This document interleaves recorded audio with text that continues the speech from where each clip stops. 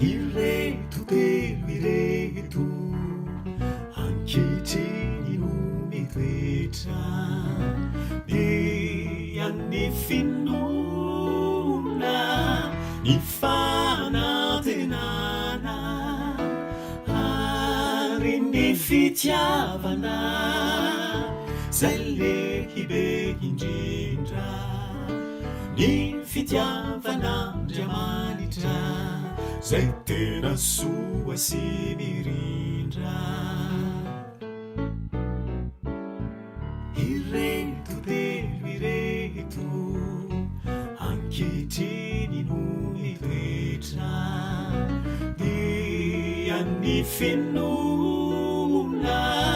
ny fanantenana ary ny fitiavana zay lehibe indrindra ny fitiavan'Andriamanitra zay tena soa sy mirindra Jesosy fiainana miantso hoe manantona izay mavesatretana fa omeko fitsaharana marobe no tsy malala ilay fitiavana nomeny tena maty fa avelon'izy ireny to salama hay ferena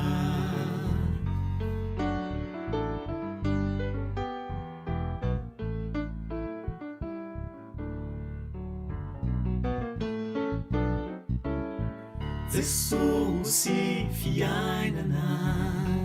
no atolotra ianao koa manantona zao ankehitriny zao dia ny misy ny fotoana handraisam-pahasoavana manatony anao zay reraka sinona fa hovoky fitsaharana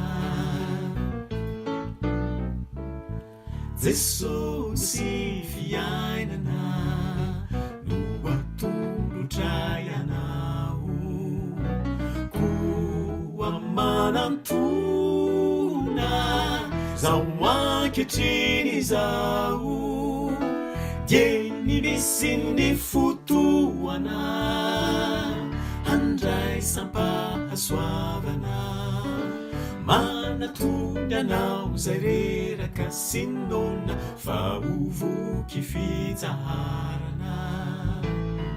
misaotra Jesosy ory Jesosy fitiavako hoe tsy mandana izanizy anao na orina mpanapitrisa